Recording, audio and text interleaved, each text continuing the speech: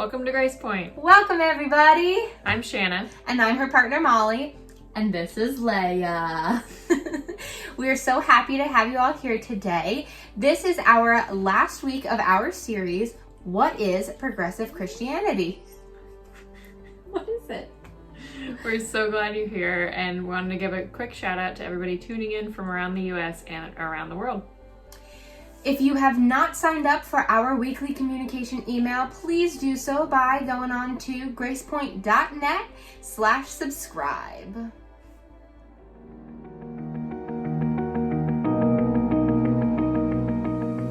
Welcome to Grace Point. We are a progressive Christian church, loving our community by gathering in our homes. Even as we practice social distancing, we're asking big questions about what it means to be human, what it means to love our neighbors, and what it means to follow Christ. We're cultivating a safe virtual space to deconstruct or reconstruct, to question and to grow. We are welcoming, affirming, and fully inclusive. Because who you are and who you love are celebrated here. While we may be physically apart from one another, we believe we're never truly alone. You are never alone. We're together in this. We're together in this. So even though we can't give you a hug just yet, we want you to know that you are beloved, you are included, and you are affirmed. Welcome to Grace Point. Welcome to Grace Point. Welcome home. Welcome home. Welcome home.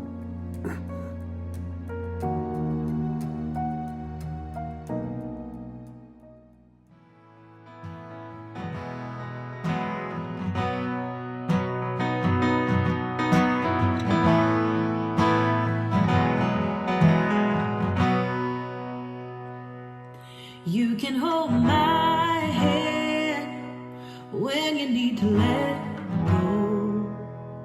I can be your mountain when you're feeling valley low. I can be your street light, showing you the way home. You can hold my hand when you need to let go. Want a house with a crowded table and a place by the fire for everyone.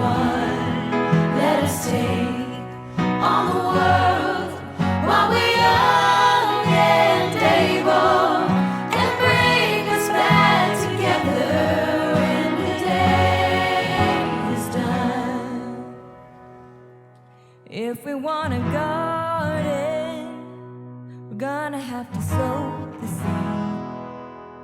Plant a little happiness, let the roots run deep. If it's love that we give, then it's love that we reap. If we want a garden, we're gonna have to sow the seed.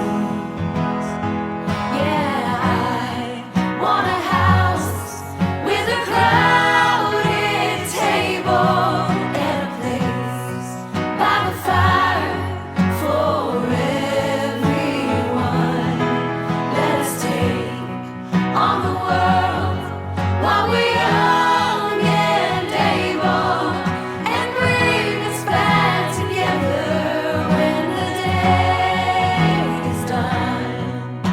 The door is always open, your picture's on my wall. Everyone's a little broken, and everyone belongs. Yeah, everyone belongs. I want a house with a crowded table and a place by the fire for everyone. Let's take on the world while we're young and able, and bring us back together when the day is done. And bring us back together when the day is done.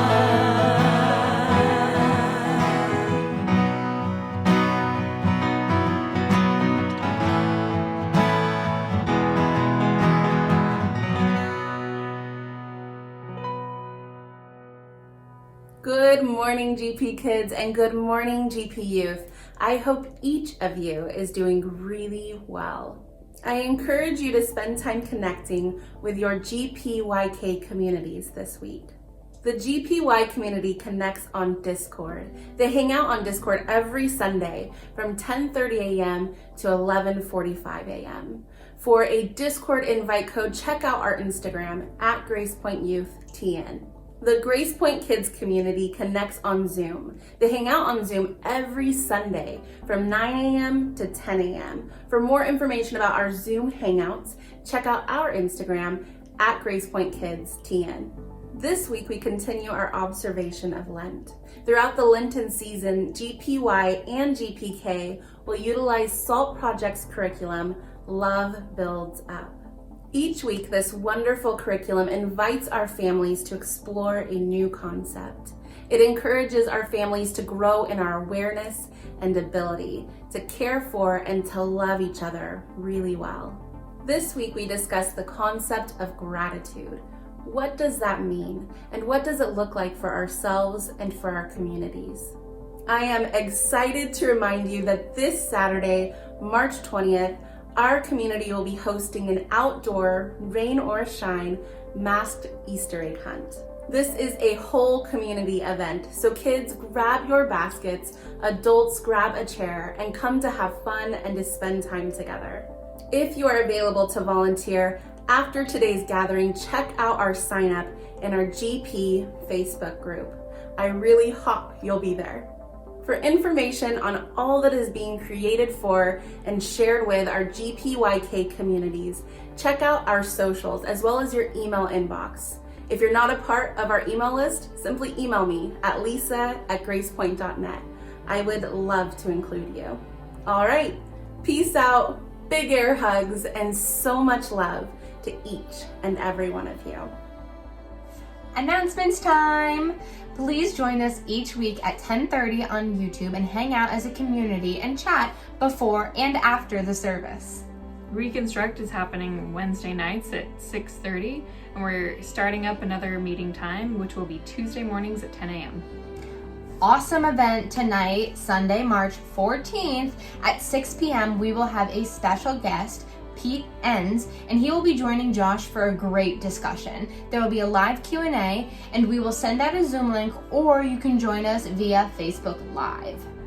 If you're interested in being part of the music and arts, Ricky is going to be hosting a virtual meet and greet via Zoom on Sunday the 28th at 6 p.m. If you'd like to be a part of that, send an email to ricky@gracepoint.net. Thanks to those who have helped to keep us going. If you would like to give, you can give two ways. You can either text Grace Point to 77977, or you can go visit our website at gracepoint.net/give. Thanks so much for being with us this week. Thanks so much. Bye.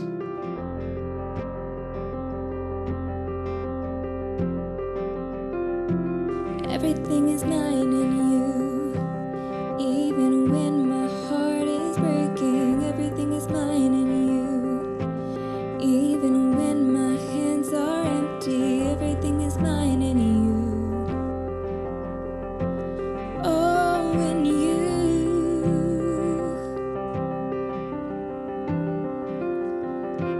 Everything is mine in you.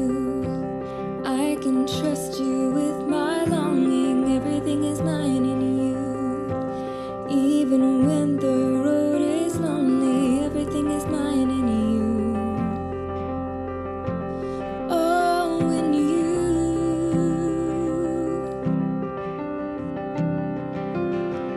'Cause you are constant through it all, and you say you'll catch me when I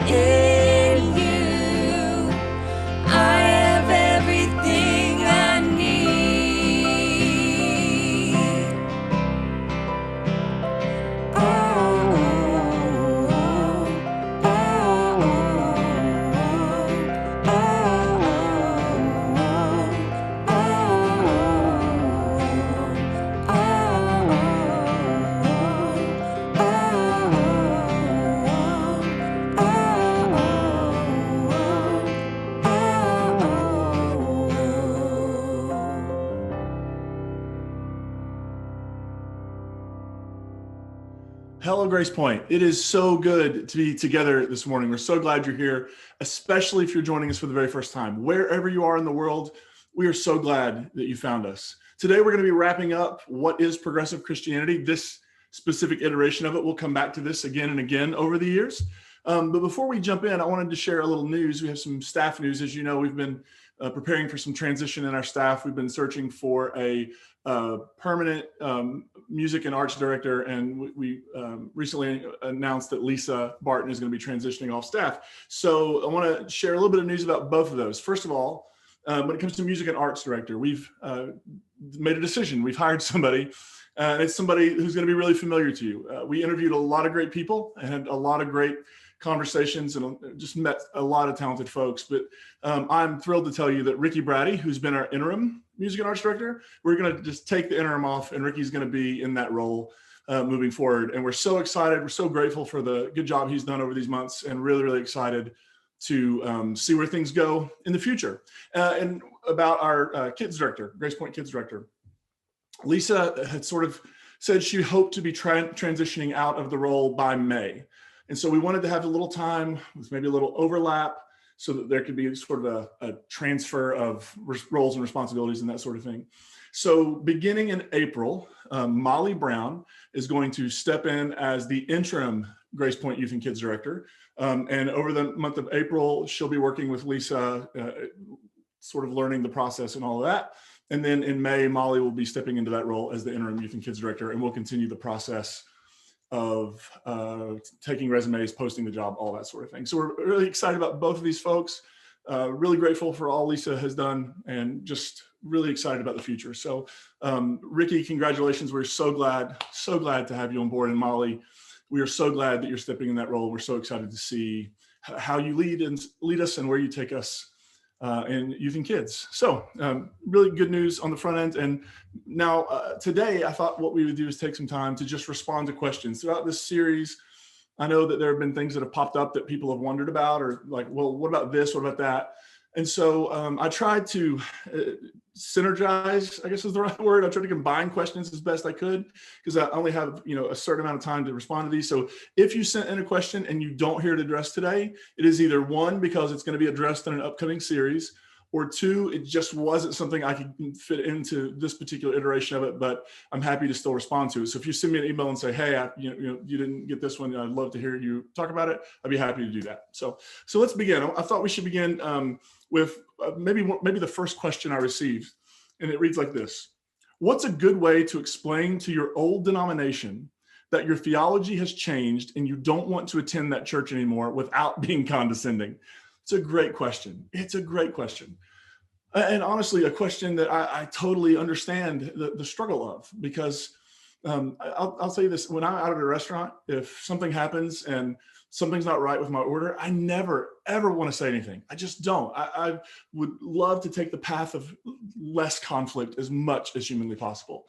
I don't know if it seems that way, but that is the actual, like how I'm actually wired. So my first thought is to say, how do you tell your old denomination that you've changed and you're moving on, that you don't want to be there anymore, without coming off condescending? My first thought was to say, well, it's not you, it's me, right? Like, I mean, I'm sure some of us watching this right now, we've been, it's not you, it's me in our lives. And I say that partially in jest, but it's partially true as well. Because many of us were in communities or in denominations, and we saw things a certain way, the way they did. Right? When I was starting out and I was going to a particular church, a Southern Baptist church, I kind of saw the world the way Southern Baptists saw the world. I saw my beliefs based on the doctrinal statements we held in the church. But then something happened. And for all of us, it'll be a little different story, but something happened and something shifted in us. And we began a journey that would see us reimagine, reframe, and reclaim faith in what has become, for me, exciting ways. And so I think it's possible to just be honest and say, my journey is taking me in a different direction. My faith, my values, they've shifted, and I want to be upfront with you, and I want to be fair with you, and I want to be fair with myself. Because it's important to really name that your journey is not up for debate, and you ultimately don't need their approval to go on it. It might be nice. It might be nice for somebody to say, gosh, that's not my journey, but it's your journey, and I totally wish you well on it. But the reality is we don't need anybody's blessing to follow where we believe we're being led, where we think that truth is taking us or spirit is taking us, wherever the wind is blowing, whatever direction that's blowing us in, that we believe is paying attention to our doubts and paying attention to our questions because actually doubts and questions are central to faith.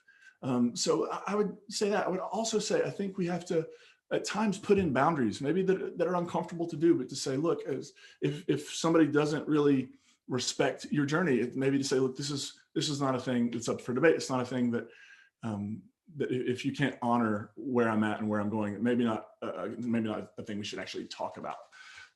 So your journey is not up for debate.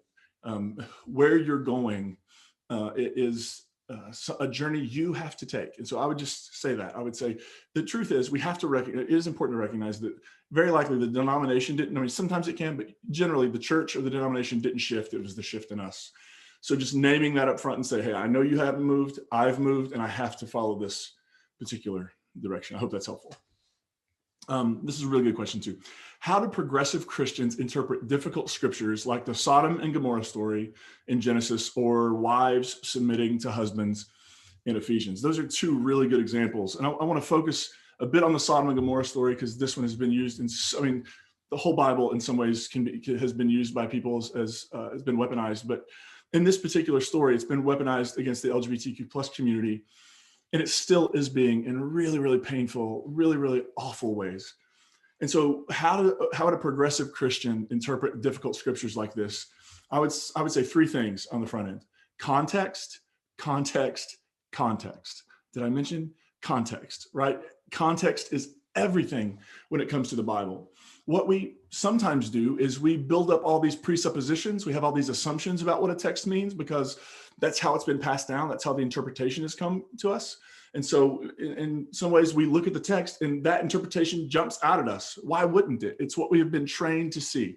Richard Rohr says you can't see what you weren't taught to look for. And so it's important for us to come to the Bible with an acknowledgement that we have a lens. And for some of us, for people like me, that lens can actually act as a barrier at times to see what's going on. When you're a person of privilege, coming to a text written by an oppressed and marginalized person, there are a lot of things to go through to even begin to maybe possibly be able to see it and engage it. So context is important. And I want to give you just a little bit of context around the Sodom and Gomorrah story, because it's been so used to instigate homophobia and to marginalize the LGBTQ plus community. So this, just on the front end, I'll say this story, Sodom and Gomorrah, is not in any way, shape, or form about same-sex relationships, about same-sex romance. It's not about anything in terms of relationships in that way.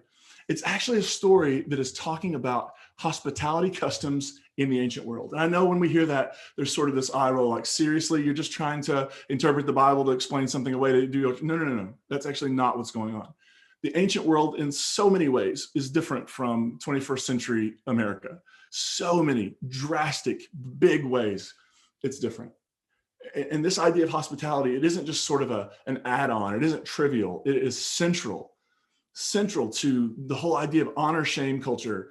And people live bound by these hospitality customs. That if a stranger came to your town, you owed them food, you owed them a place to sleep, you owed them your protection, because if you didn't protect them, then you may end up being cursed by God or cursed by the gods if you allow some danger to befall a stranger that you're responsible for. So this is a major custom. And what happens in the story of Sodom and Gomorrah is that these angels who are supposed to represent God, there are three of them, and they go, I think there are three of them, and they go to this village, Sodom and Gomorrah, and Abraham has a relative there, Lot, and his family, and they tell him, because the city is so wicked, God's going to destroy it, and they ask them to leave. And while that's happening, people of the town come and essentially are trying to take these people and sexually assault them and kill them. That's what's happening in the story. Now, why would we even begin to read it in another way? Because there are actually clues in other parts of the Bible where some of the writers actually sort of try to share their perspective on the story. Listen to this from Ezekiel the prophet. This, and Ezekiel is addressing the unfaithfulness of Israel, and he's doing that through indicting Sodom. He's sort of saying, you all right now, the way you're going, it looks a lot like this. Ezekiel 16:49. This was the guilt of your sister Sodom. She and her daughters had pride, excess of food, and prosperous ease, but did not aid the poor and needy. Listen to those words. Here's the sin of Sodom. She and her daughters had pride, excess of food, and prosperous ease, but did not aid the poor and needy. There are actually stories in Midrash, and Midrash is essentially a kind of commentary on the text that would be attached to the scrolls sometimes. And there are these stories in Midrash about how the people of Sodom would actually cover the trees so birds couldn't eat the berries of the trees. They're so inhospitable. They're not just being inhospitable human beings. They're actually they're being inhospitable to anything and everything that has breath. And what's interesting when we come to the New Testament, Jesus actually agrees with this interpretation. When he's sending his disciples out to announce the good news of the kingdom of God, that it's not somewhere else, that it's right here, if we just open our eyes. Here's what Jesus says in Matthew 10. When you go to a village, if you go to a house, if the house is worthy, let your people, and essentially worthy would be, in this case, they practice hospitality. You come to town, they open up their home to you, they give you food, they give you a place to sleep, and they give you safety. If a house is worthy, let your peace come upon it. But if it is not worthy, let your peace return to you. If anyone will not welcome you or listen to your words, shake off the dust from your feet as you leave the house or town. Truly, I tell you, it will be more tolerable for the land of Sodom and Gomorrah on the day of judgment than for that town. What is Jesus saying? He's not talking about who you love here. Jesus is saying if you go to a place and they're not hospitable. So the story of Sodom and Gomorrah is a story about what happens in a culture when instead of being hospitable to strangers, instead of providing aid to the poor and needy, instead of providing safety to people who are in danger, if you live in a place where xenophobia is running rampant, if you live in a place where this sort of hatred for anyone different than you, when you live in a place with all these phobias and isms that just build layers and layers between us, large fences between us, and you're actually going maybe even out of your way to make it difficult for people who are strangers to you, that society is in trouble because that society is potentially on its way to collapse. Right? I think that's the story of Sodom and Gomorrah. And so when this story is used to wound and weaponize and bring shame on people, the people doing the weaponizing are the people of Sodom, not the person being wounded by them. And that is a tragic irony in the story, that the very people who think they're being often faithful to the Bible are actually engaging in the very sin of Sodom that they're accusing other people of engaging in. Now, Ephesians, when it comes to wives submitting to their husbands, I would say it's a cultural issue, but I think it's going a little bit deeper than that. A good significant body of scholars would say that Ephesians actually wasn't written by Paul. It was actually probably written after Paul's lifetime, maybe by somebody who knew Paul, maybe by somebody who had a relationship with Paul, a student of Paul, but this person was writing under the name of Paul. They call it pseudepigrapha. Anyway, it's essentially writing under a false name. And often this would happen in the ancient world to sort of lend credibility to your words because, hey, we got this letter from Paul, let's listen to it. And so in this letter of Ephesians, here's what I think happens.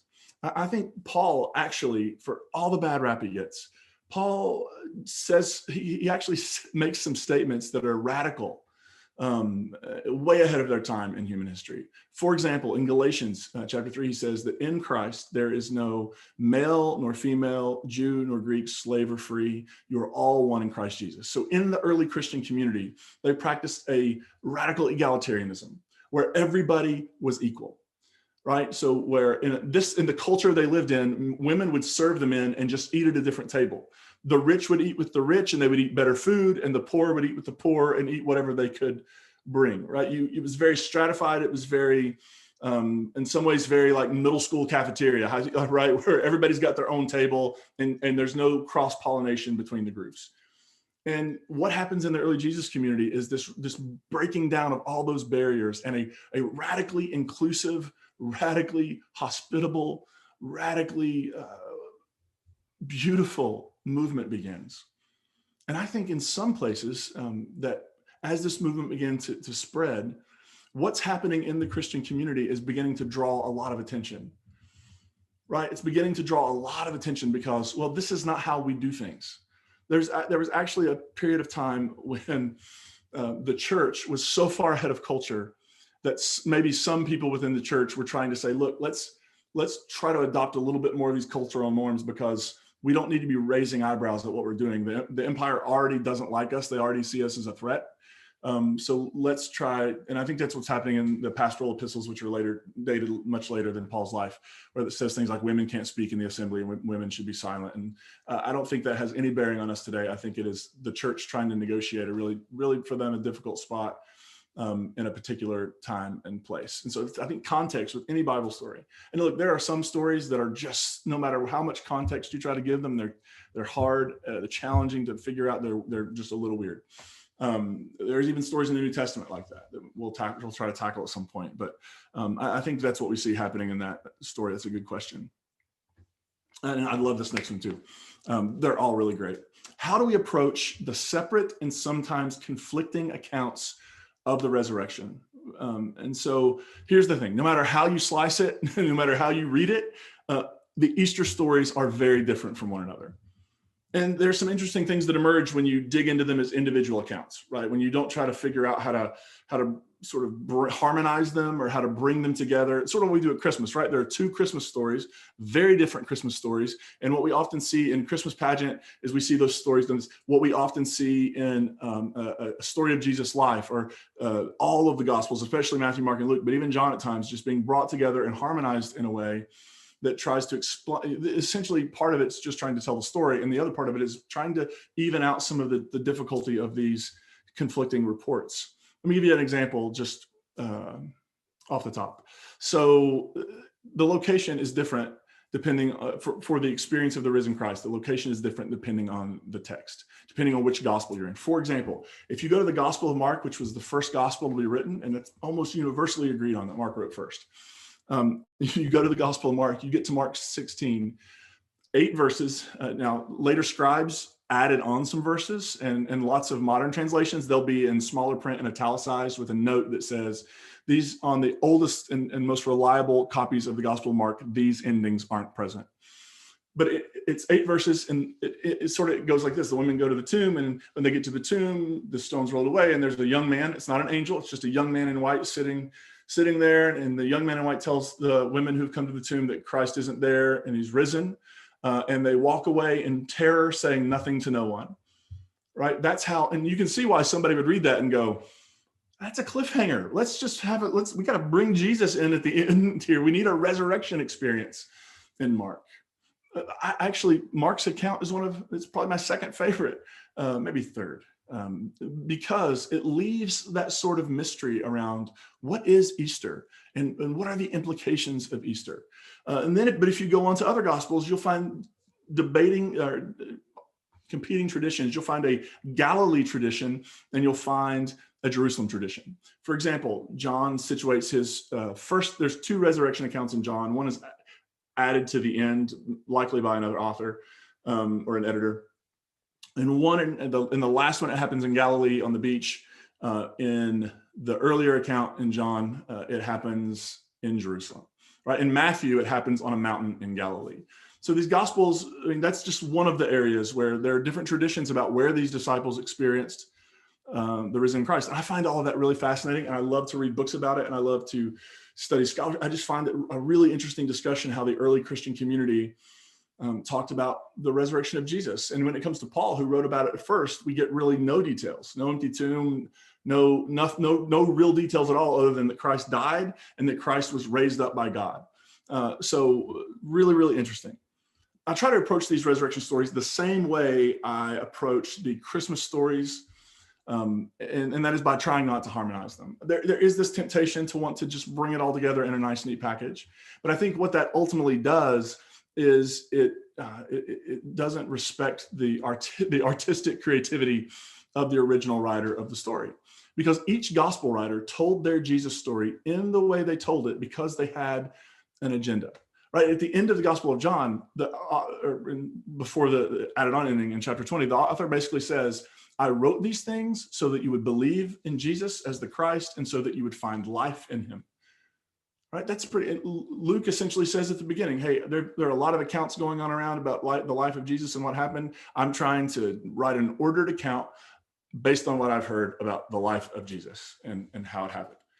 Right? So these authors are all doing their own interesting things. And when we try to harmonize them, we sort of silence all those voices to create a narrative that maybe feels more cohesive and coherent to us, but at the same time, we lose the interesting notes and interpretations these authors are giving us about the experience of Jesus. So I try to approach these stories on their own. I try to engage them on their own. I try to be inspired by them on their own, because my assumption is whatever the original Easter experience was, right, whatever it was like, wherever it happened, however these disciples realized that Christ was not a figure of the past, but is a figure of the present, when they realized God had raised up Jesus from the grave, whenever that moment happened, it was so inspiring to them that they could not encapsulate it just in one telling, that it required multiple, I think of it like multiple records, multiple, you pop a record on and you play it and you're hearing that particular artist.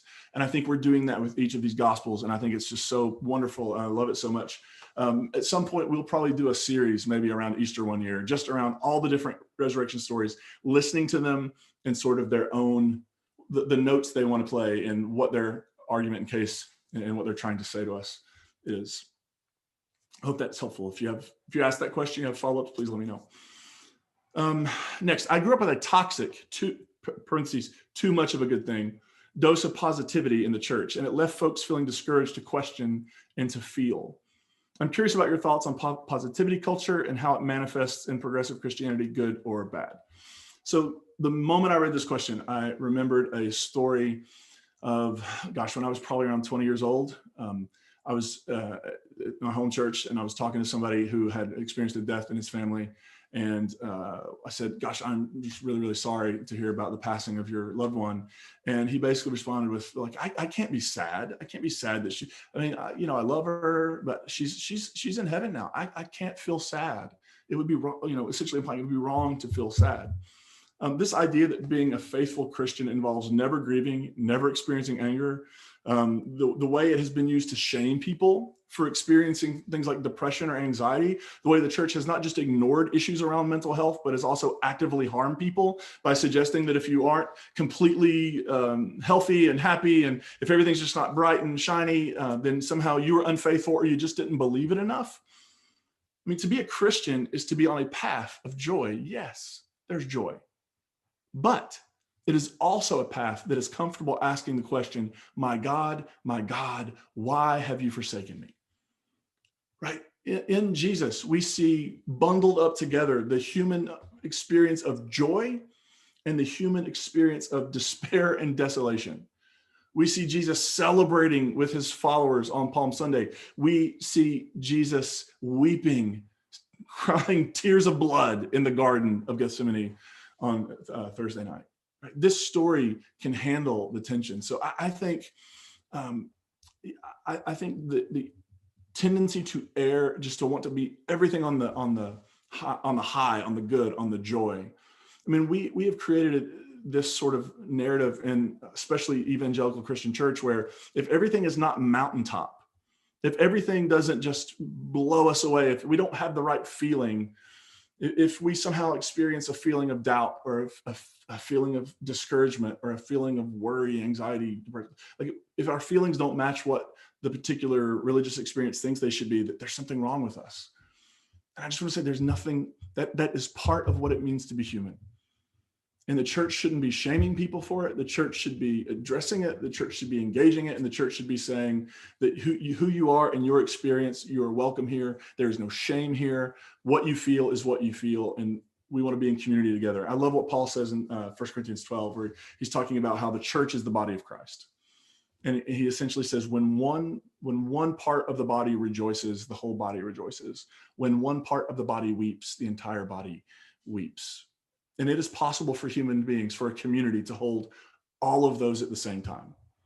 right? You do not have to diminish your pain because somebody else is celebrating something wonderful. You don't have to minimize your joy because somebody else is struggling. We meet each other in that space, and we bring this wonderful human thing called empathy into the discussion, where we begin to realize, yes, I'm experiencing this and other people experience, and we can all experience we can all be present to our feelings, our thoughts, emotions. We can be present to them. We don't have to be ashamed of them. And it can actually lead to a really not only healthy community, but really healthy people, I think. And then here's the last one I'm going to dig into. Is Christianity, i.e. Jesus, the only way to God? If Jesus is not literally the Son of God, is he not just an enlightened being through whose story and example we can see, feel, draw near to God? And if that is the case, isn't he like Muhammad or the Buddha and other similar enlightened beings about whom we may not know? Are those other beings and other methods, such as Native American belief systems or mysticism, not also paths to see, feel, and draw nearer to God? The Bible nerd in me wants to first address the Son of God part, and then we'll address the is Jesus the only way part. So what's interesting is when the phrase Son of God pops up in the New Testament applied to Jesus, it has two meanings.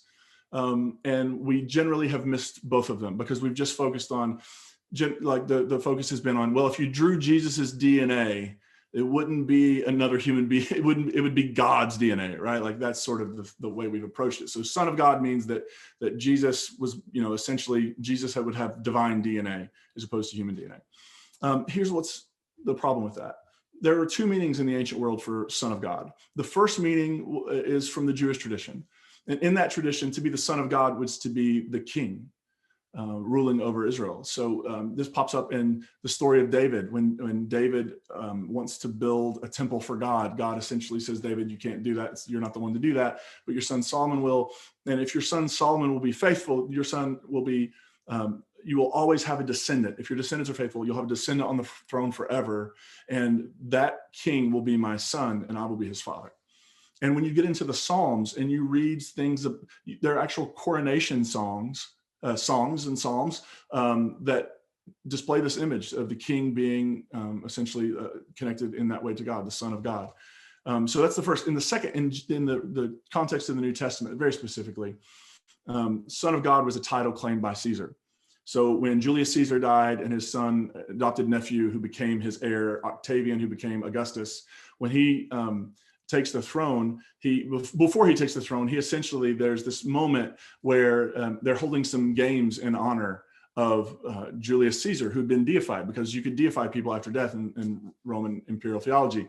And so at these particular games, there was a comet that appeared in the sky for a number of days. And brilliant Octavian looks at that comet and says, that is the soul of Julius Caesar ascending to the right hand of the gods. Is that language familiar to anybody? And so if you're the heir, if you're the son of Julius Caesar, who is now a god, what does that make you? It makes you the Son of God. And so this was one of Caesar's titles. This is a component of imperial theology, that Caesar is the Son of God, the one who has the right to rule. So I think if we want to say, what does the Son of God title mean? I think we could say it means that there's being a claim made that Jesus is the one who ought to be on the throne. Jesus is the Son of God who should rule. And if that's the case, Caesar isn't. So you can see why Jesus and these first Christians got in hot water with the empire, because they were making claims. Another title, Lord. Caesar was Lord. How then? No. The first Christians said Jesus is Lord. They didn't reinvent the wheel. They went to Roman imperial theology very often, or their own roots, and they would take titles and they would subvert them and put them onto Jesus and say, no, actually, this is what a Lord looks like. This is what a peace bringer looks like. This is what a savior looks like, because all those titles were being used about Caesar. So chase that rabbit, come back to the question. I'll say this first, my ultimate goal is to be what Brian McLaren talked about a couple weeks ago, a deeply committed, convicted, yet benevolent Christian, so that I'm not living in hostility with other traditions. And part of that is because being Christian is all I know how to be. I began attending church in the womb. When I was born, my grandfather was the pastor of our church, and so we were there all the time. Yet I also know if I'd been born somewhere else, if I'd been born in another country where another religion is dominant, I would probably be that religion. right? The Christian tradition is my mother tongue, but if I'd been born somewhere else, I would be speaking very likely a really different language. I think it's unfortunate that over the years, the Christian tradition hasn't had a little more humility. And instead, for far too long, we believe we have the market on God cornered, that if you want to know anything about God, you have to listen to us. You cannot experience God anywhere else in the world. But from a progressive Christian lens, we say this: we can be deeply committed to Jesus without demeaning, demonizing, or dehumanizing another religious tradition, or damning and excluding them. Because what's the real question here? When we say, is Jesus the only way? The only way to what? The only way to where? I mean, I think when we read that, we're thinking of John 14, where Jesus says, I am the way, the truth, and the life. And we're going to deal with this in a series in the fall, I think. I'm the way, the truth, and the life. No one comes to the Father, to God, except through me, right? I think that, so number one, this is not about going to heaven. We turn everything into an afterlife deal. This is not about going to heaven. This question Jesus is talking about is, how do I come in contact with the divine? How do I experience God? So Jesus doesn't make the claim that he's the only way to heaven. He makes the claim that he is the way to God. And then I would say, what does that look like? And in John, Jesus essentially says that what he's doing, he's the way to union with God, right? So Jesus uses this kind of language like, I and the Father, I and God are one. And then Jesus essentially says, I want to invite you into this oneness with me and with God. I want you and with me, God, Spirit, you come join us, be in this oneness with us. So when Jesus says he's the way, I don't think he's making a case against other world religions. First of all, I think, and we'll come back to this, I think the Gospel of John is written by a community, and the whole point of the Gospel of John is to say, this is who Jesus is for us. Won't you trust him? Right? I think that's what they're trying to say. This is who Jesus, we have experienced Jesus in this way. This is, for us, Jesus has been the way, the truth, and the life. And we have not experienced God in the same way anywhere else.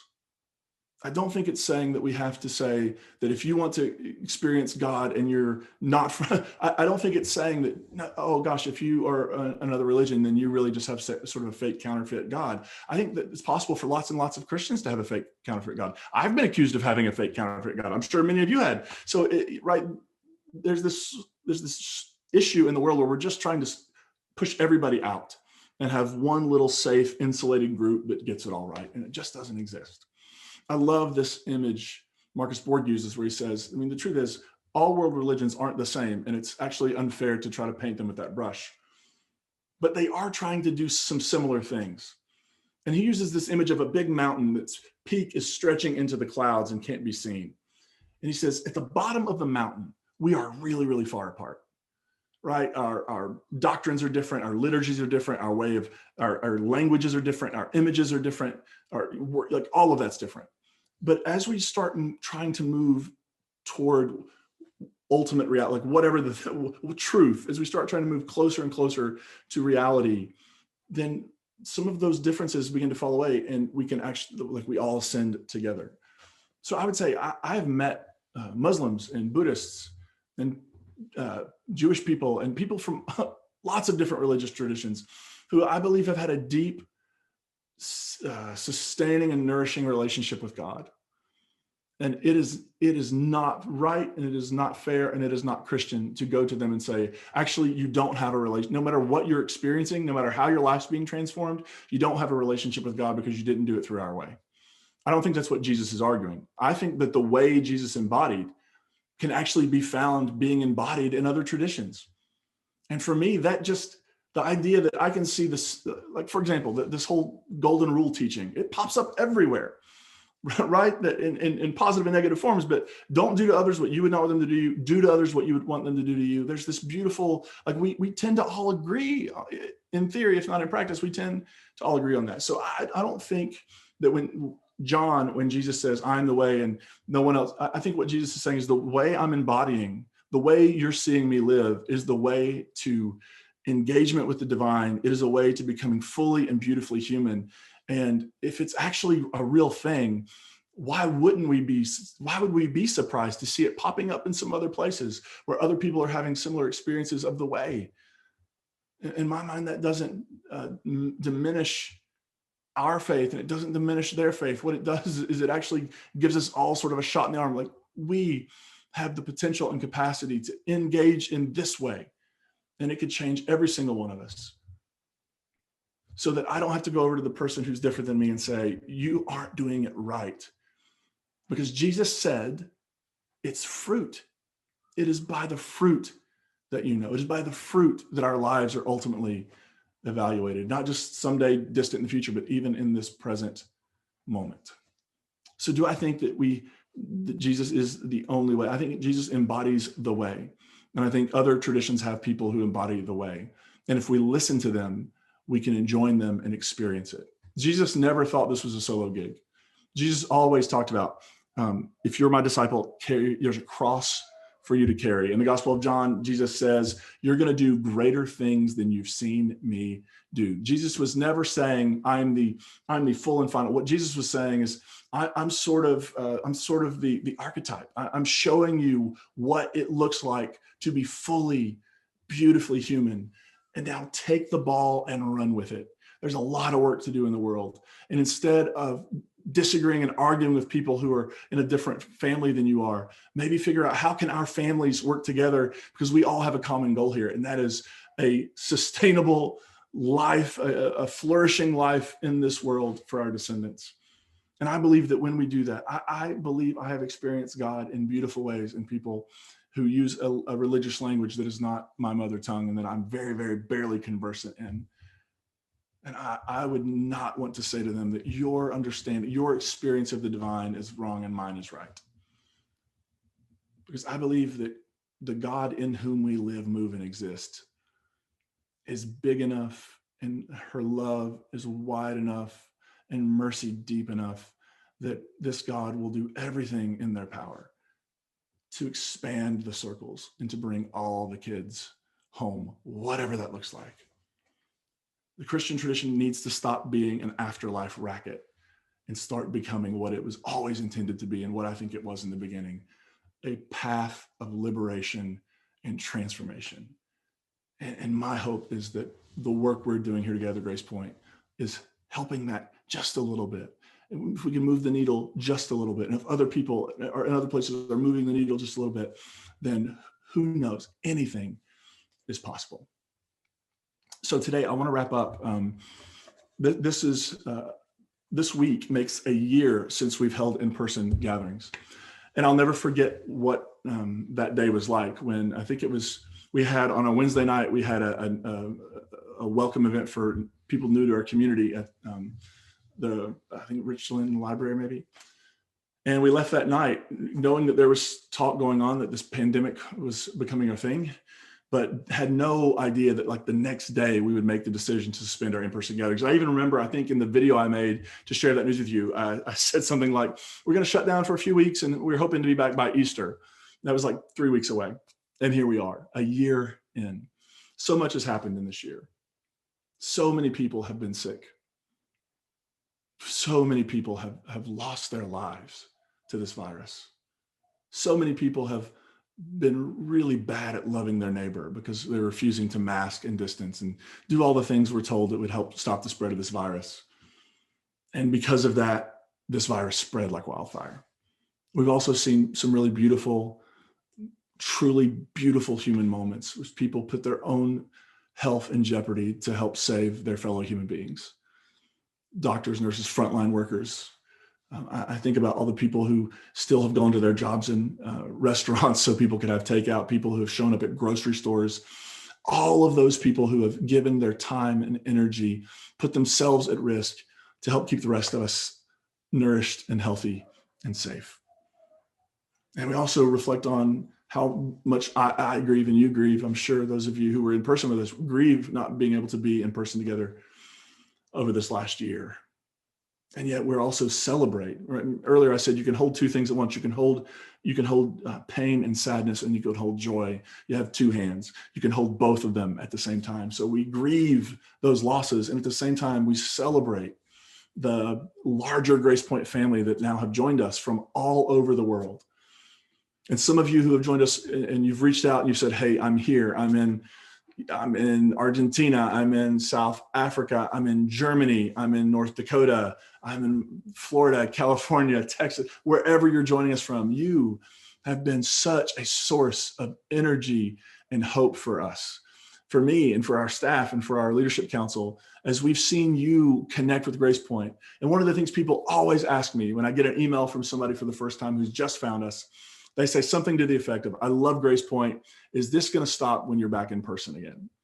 And I begin every email with something like, I'm so glad you found us. You do not have to worry. We are committed to you. And we are committed to you, those of you who are joining us from all over the country and all over the world. You are not sort of out here and the core of Grace Point is here. You are part of us. And my commitment to you and the commitment of our leadership to you is we are going to make sure that when on that glorious day when we're having in-person gatherings again, that we're doing so with you in mind, making sure your experience doesn't change. So we want to take just a minute today to acknowledge all of that, the pain, the loss, the uncertainty, the budding joy over vaccines and over numbers going down, and the exuberant joy of our new friends who have joined us from all over the world. We hold all those emotions today together. And we wanted to take just a moment to give us time to reflect on that. So you're gonna hear a song, and then I'll come back and we'll wrap this up.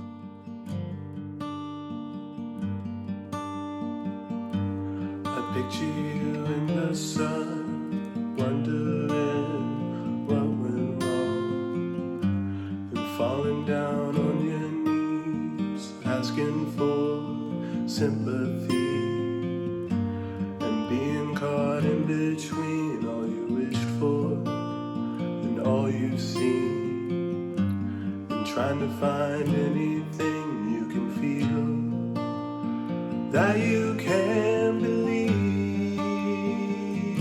in. May God's love be with you always. May God's love be with you. I know I would apologize if I could see in your eyes, 'cause when you showed me myself and I became someone else, but I was caught in between all you wished for and all you've seen. I picture you fast asleep, a nightmare comes that you can't keep away. May God's love be with you always, always. May God's love be with you. As if I find my own way, how much will I find? If I find my own way, how much will I find you?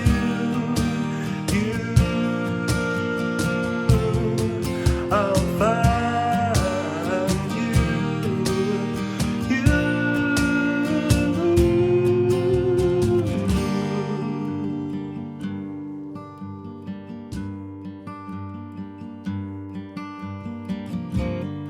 I don't know anymore what it's for.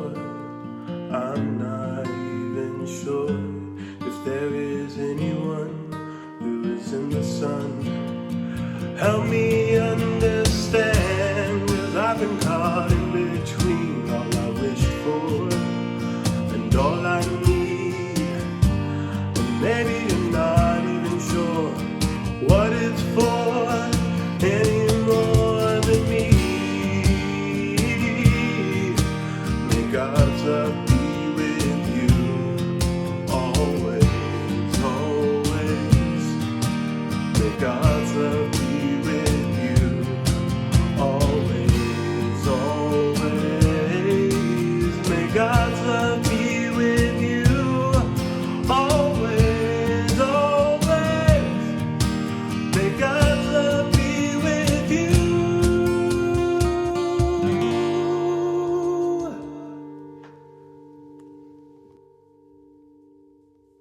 Thank you again, Grace Point, for being here with us. It is always such a joy for us to be together. Don't forget tonight, At 6 p.m., we have the live Q&A event with Pete Enns, who is from the Bible for Normal People podcast, who wrote The Sin of Certainty, who wrote For the Bible Tells Me So, I think How the Bible Works. So the way that's going to work tonight is Pete and I will have a short conversation, and then the bulk of the time is just going to be spent on your questions. So if you have questions for Pete Enns, and I bet you do, please join us tonight. We'll make sure we send that Zoom link out so it's really clear for everybody.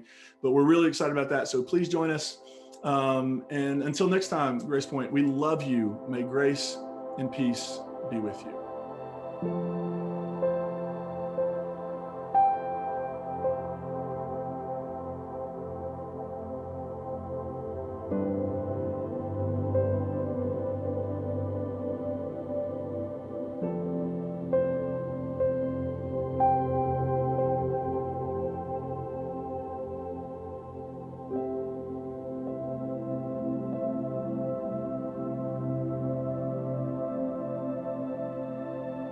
Thank you.